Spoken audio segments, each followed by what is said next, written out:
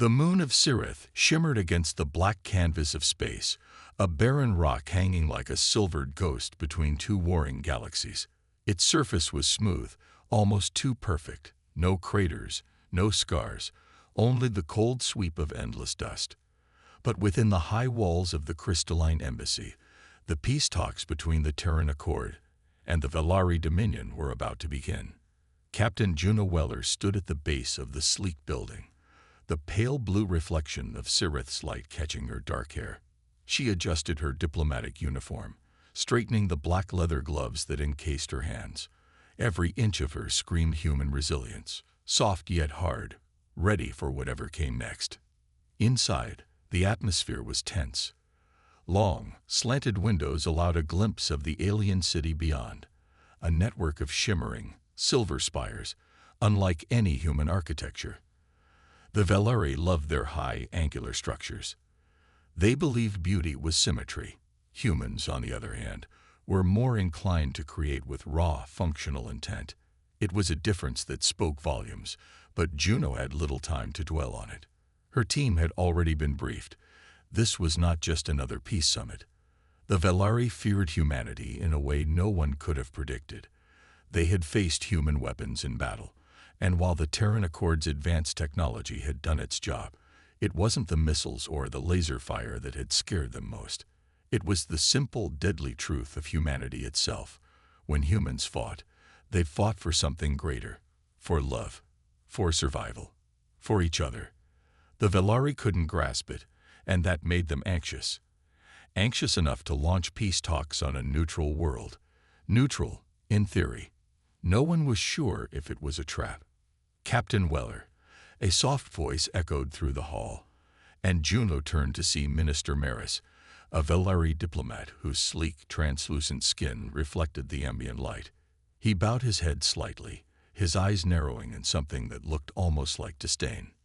"Minister," Juno replied, keeping her tone neutral. "Ready to begin." Maris didn't answer right away. His gaze lingered on her, as if trying to figure out what made her tick. Juno wasn't fooled by the Velari's cold, calculating demeanor. She knew that beneath their polished exterior was an empire that had been crumbling for years, racked with fear and uncertainty. "Please follow me." Maris gestured toward the open doors that led into the chamber. Juno followed, her boots making no sound on the glassy floor. Inside the grand hall, the atmosphere grew even heavier. Velari officials lined the room, their translucent bodies flickering under the low lights, their eyes unreadable. At the center, a long table stretched across the room. Human diplomats sat on one side, the Velari on the other, but it was clear they weren't looking at each other. The tension was palpable, the quiet almost suffocating. It wasn't the fear of weapons. It was the fear of being understood. As Juno approached her seat, she heard a soft noise, a sudden, sharp cry. She whipped around just in time to see a small Velari child running toward the central peace garden, laughter echoing in the air. But as the child took a step into the lush, vibrant patch of soil, the ground below cracked. A hidden mine from the war's aftermath shifted and hummed to life. Juno's instincts kicked in. She bolted forward, her legs carrying her faster than thought. The explosion was a blinding flash of white. Time seemed to stretch, bending and pulling, until she was there, her body flung over the child's as the blast ripped through her, a surge of agony filling every fiber of her being. The world around her vanished in the deafening roar. The only thing she could hear was her own ragged breath, the child's frantic sobbing beneath her. Juno's vision swam back into focus slowly, like surfacing from deep water. Her chest burned. Her ears rang. Her arms, heavy, numb, ached in ways she couldn't understand. The explosion had thrown her off her feet, but she couldn't tell how far. All that mattered was the weight beneath her. The child. She looked down, blinking away the haze. The Velari child was trembling, eyes wide with terror, clinging to her chest like a small, fragile bird. His tiny hands were clasped around her arm, fingers digging into her sleeve. He was unharmed. Thank the stars. Juno gasped, pushing herself up slowly, fighting the tremors in her limbs. The pain from the explosion still seared through her, but she shoved it down, focusing on the child's frightened face. His skin was pale, a shimmering silver, but his eyes were full of something different. Confusion, gratitude, fear. Around them, the Peace Garden had become a storm of dust and shattered glass. The plants, once carefully nurtured, now smoldered in charred remnants. Sparks floated in the air like glowing embers, drifting from the edges of the crater where the mine had detonated. The once pristine garden was now a battlefield of its own. Is it safe? The child whispered, voice trembling. Juno forced a smile through the pain, doing her best to mask her own terror. You're safe now, she whispered back, her voice hoarse. You're safe. Her hands were covered in dirt and blood. Her blood. She winced as she moved, feeling the sharp pull of torn skin beneath her uniform. But she didn't care. The child was safe. That was all that mattered. Minister Maris, she called, her voice stronger now, cutting through the smoke. She turned to the Velari diplomat, who was just a few steps away, standing frozen in shock. His pale face was a mask of disbelief, eyes wide and unblinking. But he didn't move. He didn't reach for the child. Juno's heart hammered in her chest. It wasn't the explosion that unnerved her most, but the look in Maris's eyes, the hesitation, the complete lack of urgency. Get someone here, she shouted, her voice rising in frustration. She pulled the child to her chest, holding him tightly, but the Velari minister's gaze never wavered. It was almost as if he was waiting for something, waiting to see what she would do. Juno was no diplomat, no trained negotiator. She was a soldier, born and bred. The child was hurt, but the real danger was the Velari's hesitation. The fear, the unnatural calmness that told her there was more to this attack than just an accident. The mine had been too perfectly placed, too strategic. Finally, Maris blinked, his shoulders stiffening. Get them out of here, he muttered to his guards, still not moving to help. Juno's lips pressed into a thin line as two Velari soldiers approached, their long, spindly arms reaching for the child. She tightened her grip on him, not letting go. I'll take him, she said firmly, her voice cutting through the tension. The guards hesitated, confused. Maris gave a small, almost imperceptible nod. Juno turned, cradling the child in her arms. She knew the Velari could never truly understand what she had just done. To them, it was illogical, reckless. But in that moment, she didn't care. There were no weapons that could protect someone from this. The thing that made humanity terrifying wasn't the bombs or the ships. It was what came next. As Juno moved to leave the ruined garden, her mind began to race.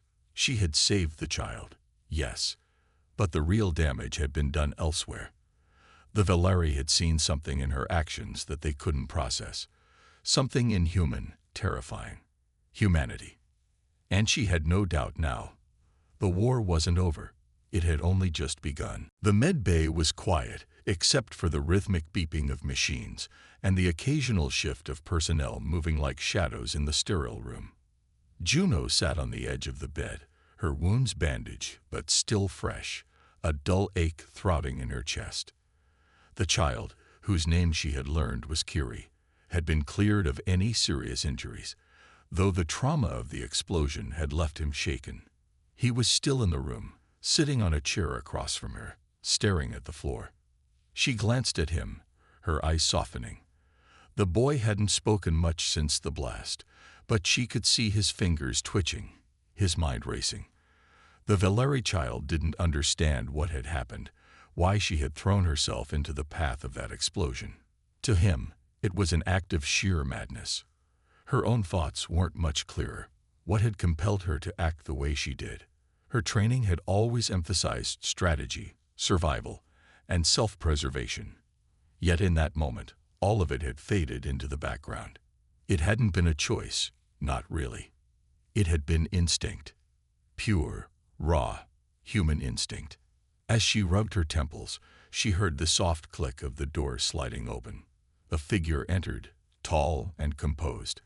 Ambassador Lyon, another human diplomat, who had been tasked with managing the rest of the peace talks. His sharp eyes met hers, concern flickering across his face for a moment before he replaced it with his usual calm demeanor. "Captain Weller," Lyon said softly, his voice carrying the weight of 100 unspoken questions. "How are you feeling?" "Better," Juno replied, forcing a small smile. She didn't want to dwell on the pain or the confusion swirling in her chest. "What's happening outside?" Lyon's gaze shifted to the Velari child for a brief moment before returning to her. "The Velari are disturbed. We've only received half-hearted assurances that the summit will continue. The radicals in their council see you as a threat." Juno's eyes narrowed. "A threat?" "Yes," Lyon replied, his tone unflinching. "What you did in the garden. The Velari aren't accustomed to such actions. They don't understand it. They view it as a form of subversion." "Subversion?" Juno echoed, her brow furrowing. "I saved that child's life. How is that subversive?" "Their society is built on logic, control," Lyon explained, his hands folding behind his back. "Emotion is seen as weakness. Compassion is foreign to them." A chill ran down her spine as she processed his words. The Velari feared compassion. They feared human emotion. "Then they don't understand us at all," Juno muttered under her breath, standing up from the bed, the room spinning for a moment as she fought through the lingering dizziness. She reached for a nearby terminal and activated a holographic display, showing images of the Velari leadership. Their faces were sharp, calculating. And there, at the top, was Commander Xylar, the leader of the Velari Dominion. Xylar's eyes glinted with cold authority, but there was something else lurking behind them, a flicker of something that might have been fear. Juno's gaze hardened. "They fear us," she realized, "not because of the weapons, not because of the ships or the technology, but because of what they knew humans could do, what humanity could feel."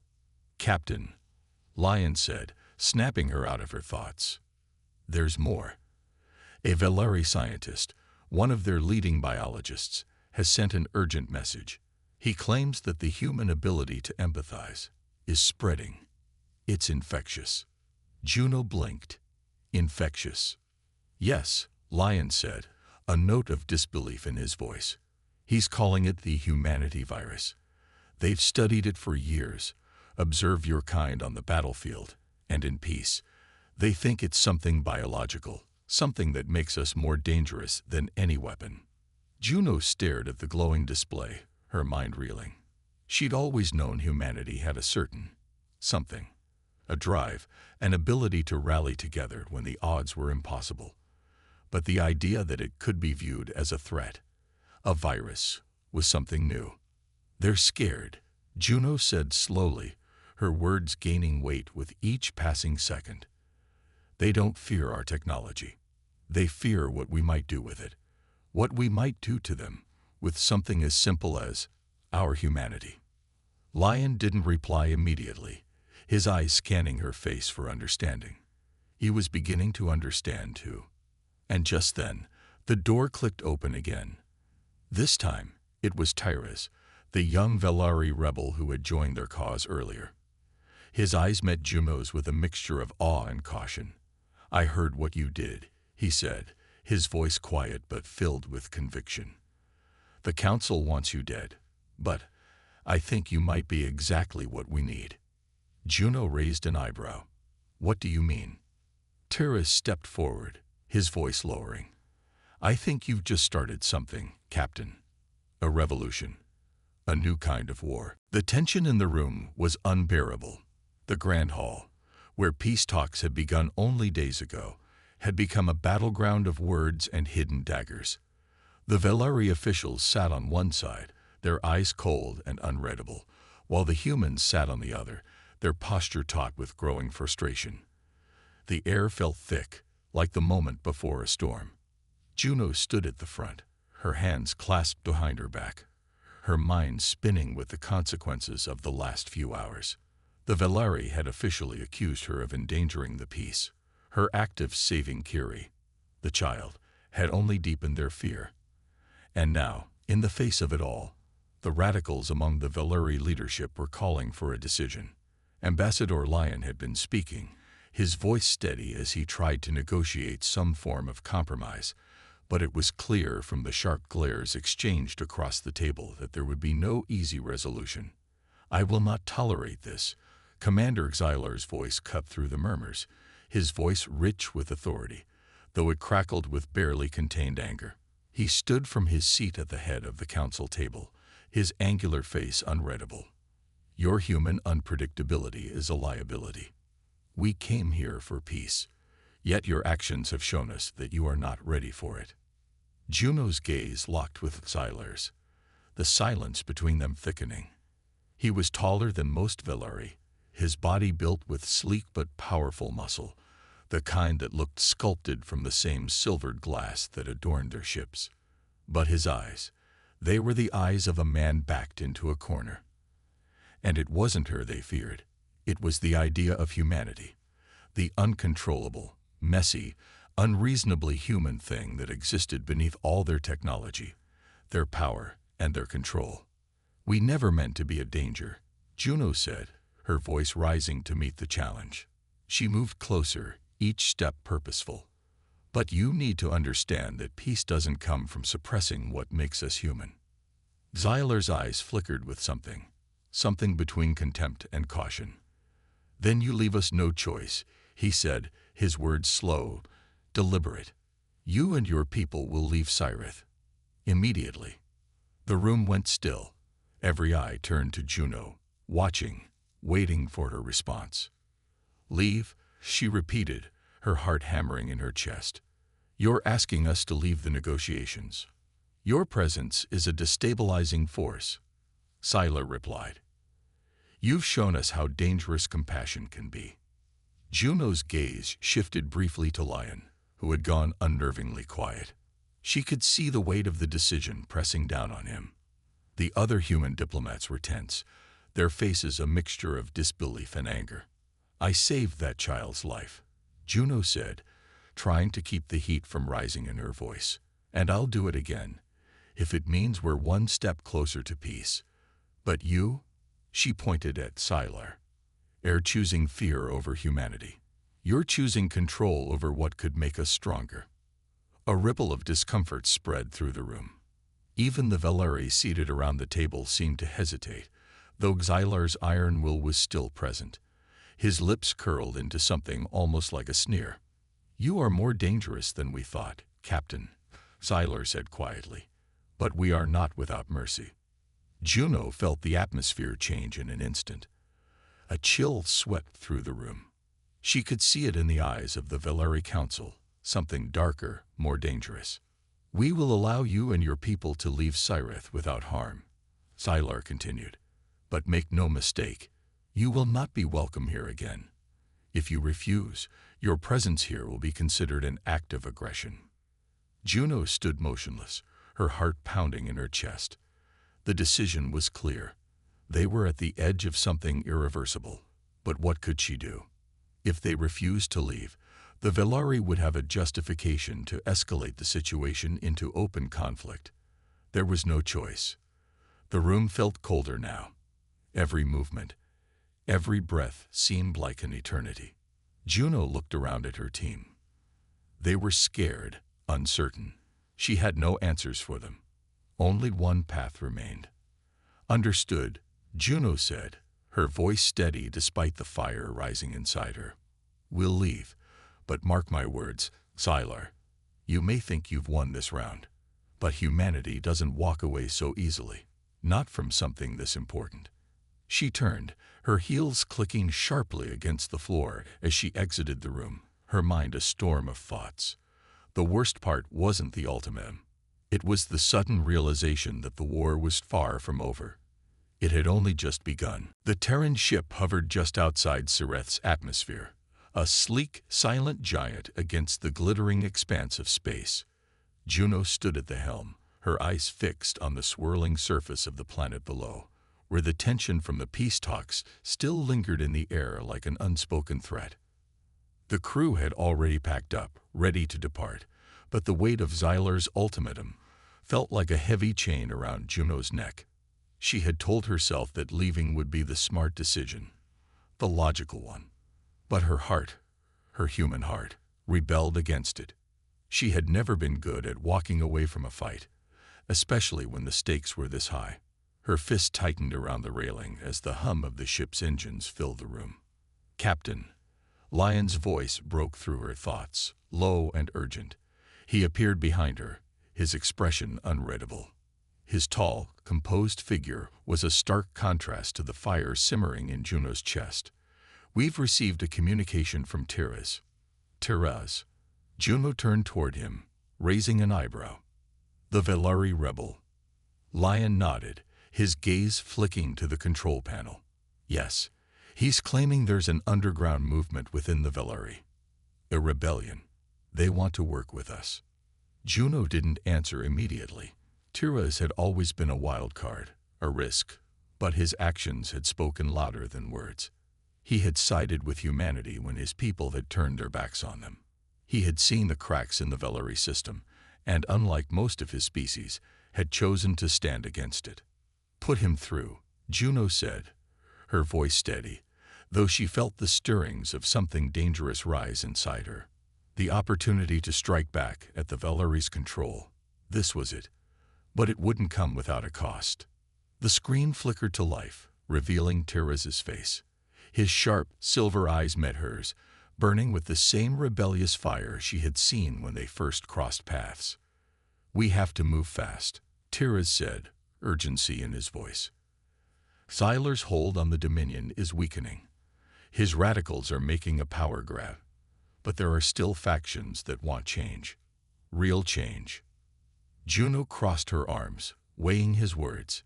"And what do you want from us?" "I need you to help us break the hold of the radicals," Tiraz said, leaning in, his voice dropping to a whisper as if afraid to be heard. "You showed us that humanity doesn't fear emotion. You fought for that child when no one else would. If the Dominion is going to change, we need that same fire. That is the future, Captain." Juno's eyes narrowed as she studied him. She knew the risk. Helping a rebellion on Velari soil was a dangerous move. The Velari might have feared humanity, but there was no greater threat to their empire than internal unrest. A rebellion now would be met with violent suppression. But a spark of something, hope, maybe, flared within her. "How do we begin?" "We've already begun," Tiraz replied, his lips curving into a small, grim smile. "Meet me at the old mining facility on the western continent. The radicals won't be able to track us there." Juno didn't hesitate. "We'll be there." The transmission cut off, leaving only the hum of the ship's engines and the low buzz of the communication panel. Juno took a deep breath, her thoughts racing. "What's the plan, Captain?" Lion asked, his voice steady, but the glint of concern in his eyes betrayed him. "We're not giving up," Juno said, turning to face him, her gaze locked with his. "The Velari might think they've won, but this isn't over. We're going to show them just how dangerous humanity can be." Lion nodded, his expression hardening. "You think we'll have the support we need?" "I'm not worried about that," Juno replied, her voice steel. "I'm worried about what happens if we don't try." She turned toward the cockpit, her footsteps firm and purposeful. This wasn't about peace talks anymore. It wasn't about diplomacy or negotiations. The Velari had made their choice, and now so had she. It was time for the real fight to begin. The cold winds of Velari's western continent howled across the barren landscape, the dust swirling in clouds that choked the sky. Juno's boots crunched against the hard, rocky ground as she stepped from the ship, her breath visible in the frigid air. The facility stood before her, an abandoned mining complex, its metal skeleton looming like a silent sentinel against the horizon. Once a place of industry, now it was a hideout, a secret meeting point for rebels who had decided that peace could never come without bloodshed. She could feel the weight of the decision pressing down on her with every step she took. This wasn't just about diplomacy anymore. This was a fight for survival. The Velari had seen humanity as an unpredictable virus. Now it was time to show them the cost of underestimating what they had unleashed. Lion's voice crackled through the comlink in her ear. "Captain, we've received confirmation. The rebels are in position. We're ready when you are." Juno didn't respond immediately, her eyes scanning the horizon. There was a slight tremor in the air, the feeling of something about to break. The rebellion was a fragile thing, and so was their hope. If they failed here, if they couldn't spark the revolution, all of them would be buried beneath the weight of the Velari dominion. "Understood," she said, her voice steady, cutting through the unease in her chest. "We move in 10. She motioned for her crew to follow as she walked toward the entrance of the mining complex, the heavy doors groaning as they slid open. Inside, the facility was a dark labyrinth of rusted metal and abandoned machinery. The only light came from flickering overhead bulbs, casting long shadows that danced eerily against the walls. Tyrez was waiting for her in the heart of the complex, his silver eyes gleaming with resolve. He looked every bit the rebel leader he had become, quiet, calculating, but burning with the same fire that had ignited in the garden when he had first witnessed humanity's will. He didn't smile when he saw her. There was no room for pleasantries in this world anymore, only action. "We're ready," Juno said, her voice a sharp contrast to the tense silence in the room. She could feel the eyes of the rebel fighters on her, some hopeful, some uncertain, but all of them brimming with a raw, desperate need for change. Tyrez nodded. "The Velari radicals are holding a council meeting in the capital. They've left their strongholds weak. We strike now, we strike hard." Juno's hand brushed against the hilt of her sidearm. She had no illusions about what this would cost. There would be no peaceful resolution here, no negotiations, just a fight to the death for a cause bigger than any of them. She stepped closer to him. "Where do we start?" "Over there." Tyrez pointed to a series of old, crumbling storage rooms at the far end of the facility. "We've got a dozen squads hidden in the underground tunnels beneath the complex. Once you give the signal, we move in. We disrupt their communications, draw out the leadership. The rest will follow." Juno exhaled sharply. "And what happens after?" "Then we do what humans do best." Terra's eyes glinted with a dangerous sort of pride. "We fight until the end." Juno nodded, her heart racing in her chest. She glanced back at her team. Lion, the engineers, the soldiers, and saw the determination on their faces. This wasn't just about striking a blow for humanity. This was about changing the course of history. And though the odds were against them, she could feel the fire of rebellion stirring in her own soul. The first explosion rocked the building, a deafening sound that rattled the metal walls and sent dust raining from the rafters. The rebels had begun. It was a signal, and it was time to act. Juno's team moved swiftly, darting through the dark corridors with practiced precision. She didn't look back. The mission was clear. The Velari would understand, just as humanity had made them understand before. The fight for survival wasn't something you could negotiate. This was the moment. The spark had been lit. Now, the fire would spread. The chaos was deafening. Explosions rocked the walls of the old mining facility, their tremors shaking the ground beneath Juno's boots. The acrid scent of burning metal filled the air as her team rushed through the dim, jagged hallways, their footsteps echoing off the concrete. The sound of blaster fire, sharp and frantic, punctuated the air like the heartbeat of a dying world. Juno's mind raced as she led her squad deeper into the belly of the facility. Every corner they rounded, every shadow they passed, felt like a trap waiting to snap shut. They were deep in enemy territory now, the Velari radicals' forces on high alert. But Juno wasn't afraid.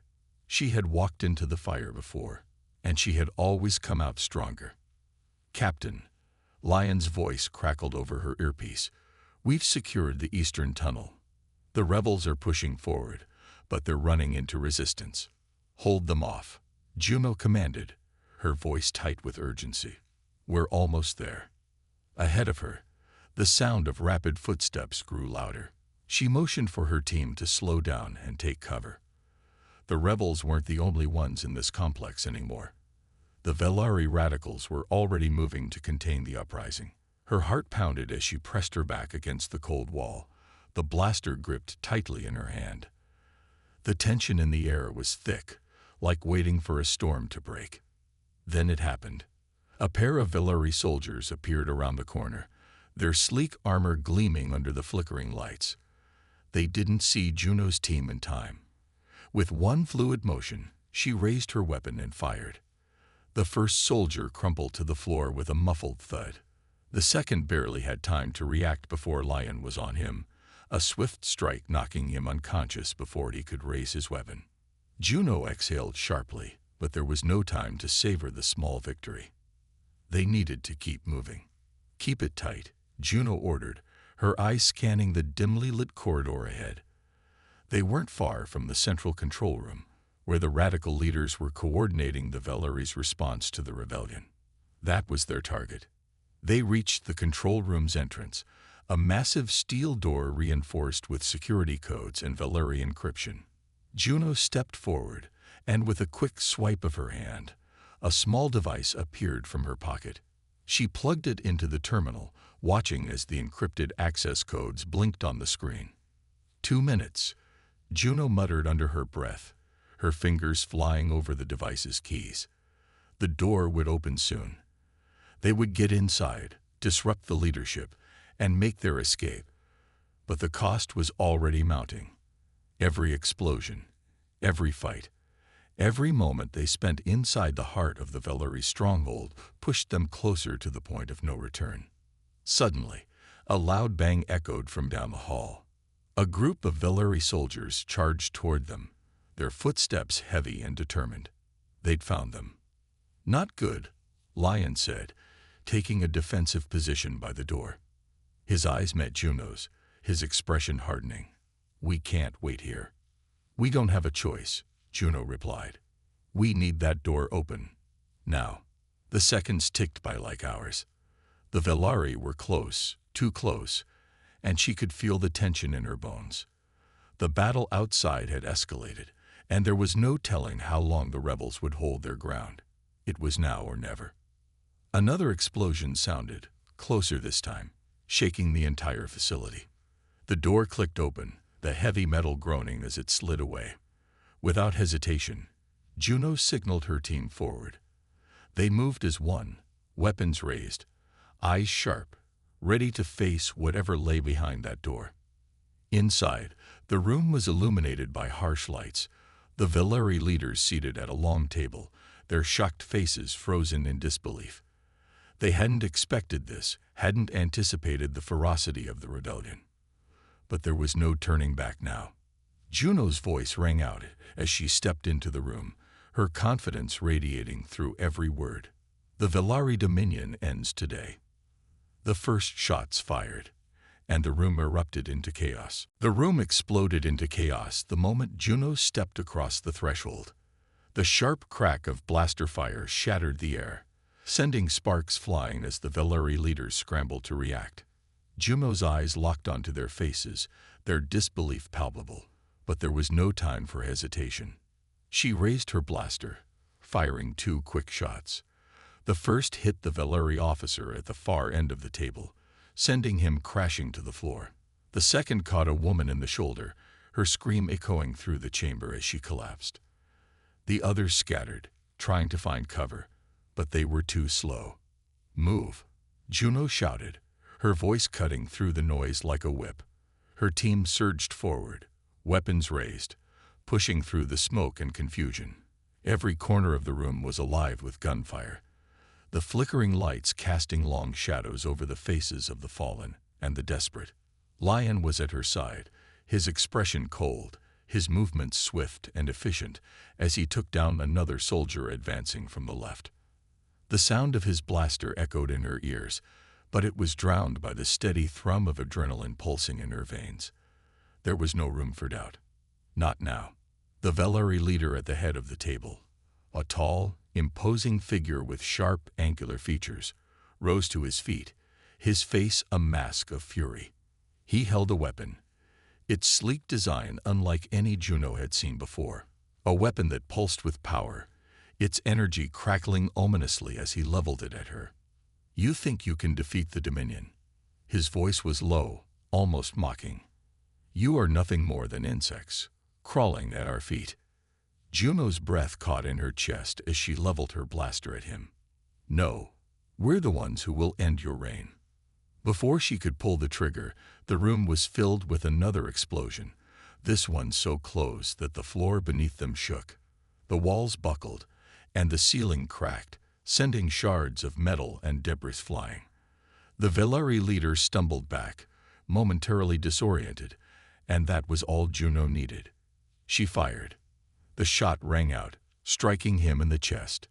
He fell to the ground with a heavy thud, his weapon slipping from his grasp. The room fell silent for a heartbeat, the only sound the heavy panting of the remaining soldiers as they looked from their fallen leader to Juno and her team. But the battle wasn't over. Not yet. The doors to the control room slammed open, and reinforcements poured in. Velari soldiers, dozens of them, their faces grim, their weapons raised. Juno's heart raced. They were outnumbered, outgunned. But she had come this far. There was no going back now. "Hold the line," she shouted, her voice steady, even as panic flickered in the edges of her mind. "We fight until the end." The rebel forces had joined the fray, rushing into the room and engaging the Velari soldiers in a violent, desperate clash. Blaster fire lit up the room like a deadly storm, the air thick with smoke, the floor slick with blood. Juno's team held firm, pushing back wave after wave of Velari soldiers. Every step, every shot, felt like an eternity. Juno's mind was a blur of tactics, commands, and survival, but it all came down to one thing. They had to hold this ground. They had to win. And then, in the middle of the madness, Juno saw him. Tyrus, bloody but determined, fighting alongside the rebels, his silver eyes locked on hers across the battlefield. He gave her a slight nod, a silent promise. It was time to finish it. Juno charged forward, Lion, and the others following closely behind. She blasted her way through the Velari soldiers, her heart pounding, her every muscle screaming in defiance. The control room was within reach now, and with it, the heart of the Velari Dominion. If they could seize it, they could cripple the entire system. She reached the console, her fingers flying over the keys as she activated the self-destruct sequence. The countdown flashed on the screen. 30 seconds. "Get to the ship," she yelled to Lion, who nodded without hesitation. They didn't have much time. The blast was deafening. The facility shook violently, the walls cracking and crumbling around them as the explosion tore through the heart of the building. The air was thick with dust and smoke, the heat pressing in from every direction. Juno stumbled, her breath ragged, but she didn't stop. She couldn't. The rebellion had started, and now it was ending. The Velari Dominion would never be the same.